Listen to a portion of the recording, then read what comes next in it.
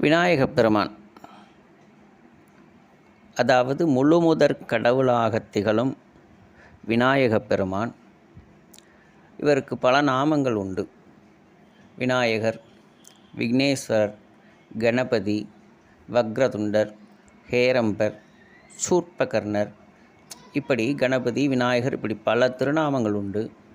எந்த ஒரு பூஜையாக இருந்தாலும் சரி, அது நல்ல காரியமானாலும் சரி, அல்லாத காரியமானாலும் சரி, விநாயகப் பெருமானை முன்னிறுத்தி, அதாவது பிடித்து வைத்தால் பிள்ளையார் என்ற ஒரு சொலவடை உண்டு. அதுபோல மஞ்சளிலே பிடிக்கப்படுகின்ற பிள்ளையார் மங்களகரமானது. பசுஞ்சாணத்திலே பிடிக்கப்படும் பிள்ளையார் அதாவது செல்வாக்கியங்களை கொண்டது, லக்ஷ்மி கடாட்சமானது. எதுவுமே அல்லாது ஒரு மண்ணெடுத்து பிடித்து வைத்தால் அதுவும் பிள்ளையாராக தோன்றுகின்றது. ஏனென்றால் எளிமையான வழிபாடு என்றால் அது இந்த விநாயகப் பெருமானுக்குத்தான். நம்மளால் ஒரு நடு காட்டிலோ அல்லது எந்த ஒரு வசதிகளுமே ஏற்படாத ஒரு இடத்திலோ நாம் இருக்கும்போது வழிபாடு செய்ய வேண்டுமென்றால் எந்த பொருளும் எங்களுக்கு கிடைக்கல. அப்போ நாங்கள் ஒரு வழிபாடு செய்யணும் அப்படின்னா, அங்கே இருக்கக்கூடிய மண்ணை லேசாக தண்ணியில் நனைச்சி பிடிச்சு வச்சு பூக்களெல்லாம் கொடுக்கணும் அப்படின்றது கூட அவசியம் இல்லை. அங்கே இருக்கக்கூடிய சாதாரண புல், எந்த ஒரு கிடைக்காத பட்சத்திலே எந்த ஒரு புல்லோ செடிகளோ ஏதோ ஒரு இலைகளை எடுத்து, பத்திரம், இலைகளுக்கு பெயர் பத்திரம், அவருக்கு முன்னால் சமர்ப்பணம் பண்ணிட்டோம்னா அவர் பரிபூர்ணமாக ஏற்றுக்கிடுவார். ஆத்மார்த்தமாக செய்யக்கூடிய எந்த ஒரு பூஜையும் அவர் பரிபூர்ணமாக ஏற்றுக்கிடுவார். அதனால தான் எளிமையான வழிபாடை ஏற்றுக்கொள்பவர். முதன்முறையாக தோன்றிய புல், பூமியிலே தாவர இனங்களிலே முதல் முறையாக தோன்றிய புல் அருகம்புல். அந்த அருகம்புல்லை முதன்மைப்படுத்தி விநாயகருக்கு சமர்ப்பணம் செய்து வழிபாடு செய்தால் அதுவே போதும். இன்னும் அவரை எளிமையாக வழிபாடு செய்வதை காட்டிலும் இன்னும் அவரவர்கள்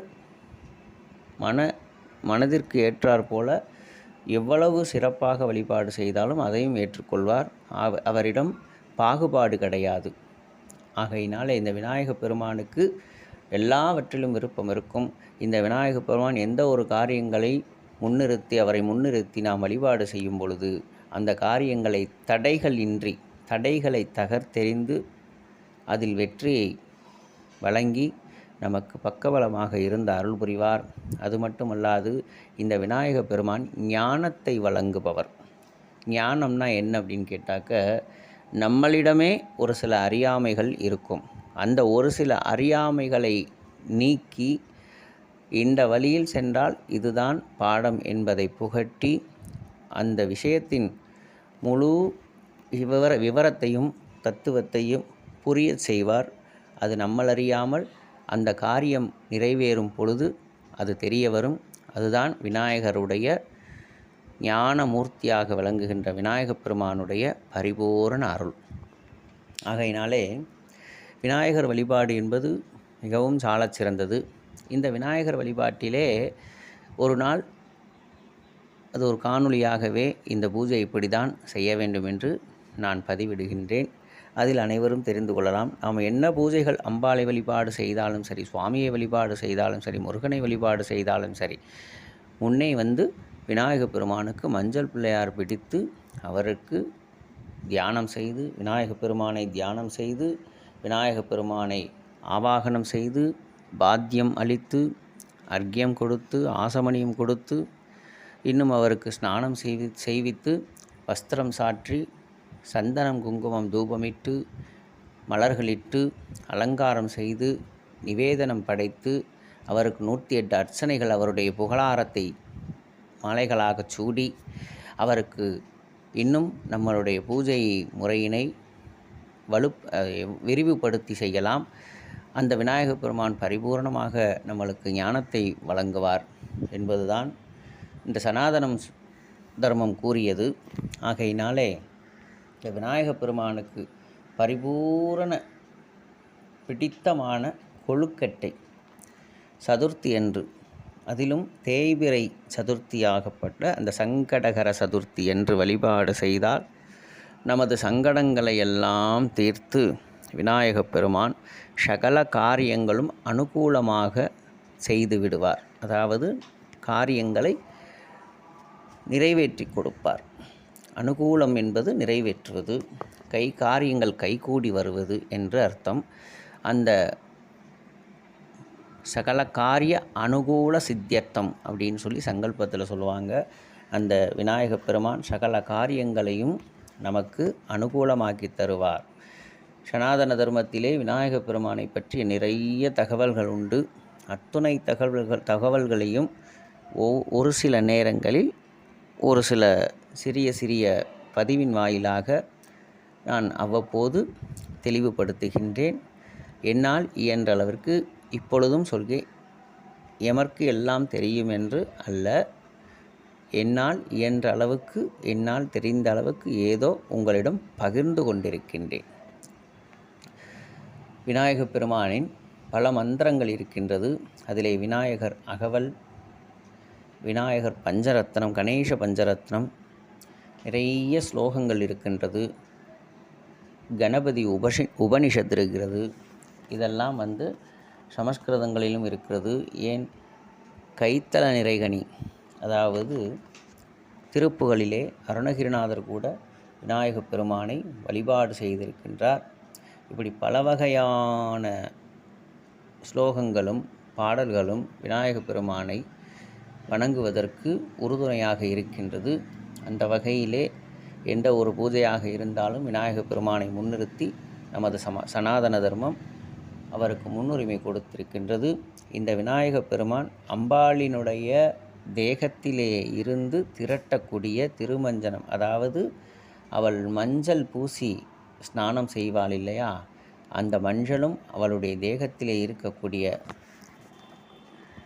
திருமஞ்சனம், அதனை திரட்டி விநாயகப் பெருமானாக உருவகம் செய்து தான் அந்தப்புரத்திற்கு ஸ்நானத்திற்கு, அதாவது குளிக்க செல்லும் பொழுது காவலுக்கு வேண்டும் என்றற்காக அந்த குழந்தைக்கு உயிர் கொடுத்து அங்கே அமர வைத்து அந்தப்புரத்திற்கு அம்பாள் தோழிகளோடு சென்று விட்டாள். இங்கே சற்று காவலாக இரு, யார் வந்தாலும் காவலாக இரு என்று சொல்லிவிட்டு, அப்பொழுது சிவபெருமான் படியிளக்க எல்லா லோகங்களும் சுற்றி மறுபடி தனது கைலாயத்துக்கு வரும்பொழுது விநாயகப் பெருமான் அப்பொழுது மனித முகமாகவே இருந்தது. நார்மலாக குழந்தையாகவே இருந்தவர். அப்போ சிவபெருமானுக்கும் விநாயகப் பெருமானுக்கும் ஒரு சிறு தகராறு ஏற்பட்டது. உள்ளே அனுமதிக்க மாட்டேன் என்று சொல்லவும் அவருக்கு கோபம் வந்தது. இருவருக்கும் பலத்த போர் நடந்தது. அந்த போரிலே, அந்த விவாதத்திலே, அந்த போரிலே சிவபெருமான் தன்னுடைய கோபத்தினாலே அவருடைய விநாயகருடைய தலையை துண்டித்து விட்டார். பிறகு பூதகணங்களை தாய் பார்வதி தேவி கதறி அழுதும்போது, இது நம்மளுடைய குழந்தை, நான் தான் அப்படி உருவகப்படுத்தி உயிர் கொடுத்தேன் என்று இப்படி செய்து விட்டீர்களே என்று கோபப்படும் பொழுது, தாய் கதறி அழுகும்போது மனது கேட்காமல் சிவபெருமான் பூதகணங்களை அழைத்து வடக்கு பக்கமாக இந்த தலை விழுந்தது, அதை எடுத்து கொண்டு வாருங்கள் சொல்லி பூதகணங்கள் போய் ஒரு யானை வடக்கு நோக்கி தலை வைத்து படுத்திருந்ததை கண்டார்கள். அந்த யானையின் தலையை வெட்டி கொண்டு வந்து விநாயகப் பெருமானுக்கு சேர்த்து விட்டார்கள். ஆகையினாலே தான், அதாவது விகாரமான ஒரு உருவம், மனித உடல், ஆனை தலை, பானை போன்ற வயிறு, விநாயகப் பெருமானுக்கு குட்டையான கால்கள், கைகள், இவ்வளவு பெரிய பேரண்டத்தையும் இந்த வயிறு குறிக்கின்றது. சரிங்களா? இந்த அண்டங்களை எல்லாம் இந்த வயிற்றிலே அடக்கம் சொல்லி விநாயகப் பெருமானுடைய வயிறு அண்டத்தை குறிக்கின்றது. கால்கள் கைகளெல்லாம் குட்டையாக இருப்பினும் ஆனை முகம், பெரிய முகம். இந்த இவ்வளவு பெரிய உருவத்தையும் தாங்குவது ஒரு சிறு எலி வாகனமாக தாங்குகின்றது. அது எப்படி தாங்க முடியும்? அதுதான் இந்த ஒரு விசித்திரமான விகாரமான ஒரு உருவகமாக இருப்பது. பிள்ளை யார்? இந்த பிள்ளை யார் என்பதே அவருக்கு பிள்ளையாராக நாமமாக வளர்ந்தது. இப்படி விகாரமாக, தோற்றத்திலே விகாரமாக, அறிவிலே பெரிய ஞானியாக, ஞானத்தை வழங்கக்கூடிய தெய்வமாக, சகல வித்தைகளும் கல்விகளும் சகலவிதமான எல்லா அனுக்கிரகங்களையும் வாரி வழங்கக்கூடியவர் இந்த விநாயகப் பெருமான். இந்த விநாயகப் பெருமானுக்கு பிடித்தமான ஒரு புல் என்றால் அருகம்புல், எரிக்கம்பூ மாலை, நிவேதனம் என்றால் கொழுக்கட்டை. இப்படி விநாயகப் பெருமானுக்கு பிடித்த நிவேதனங்கள், விஷயங்கள் அனைத்து இருக்கின்றது. நேரம் ஓடிக்கொண்டிருக்கின்றது. கணபதி என்றிட கலங்கும் வல்வினை, கணபதி என்றிட காலனும் கைத்தொழும், கணபதி என்றிட கருமம் ஆதலால், கணபதி என்றிட கவலை தீருமே. மகா கணபதியே நமோம் நமக. மகா கணபதியே நமோம் நமக. மகா கணபதியே நமோம் நமக. அஞ்சக்கரத்தின் அரும்பொருள் தன்னை நெஞ்சக்கரத்தின் நிலையறிவித்து தத்துவ நிலையை தந்தனை ஆண்ட வித்தக விநாயக விரைகழல் சரணே சரண்.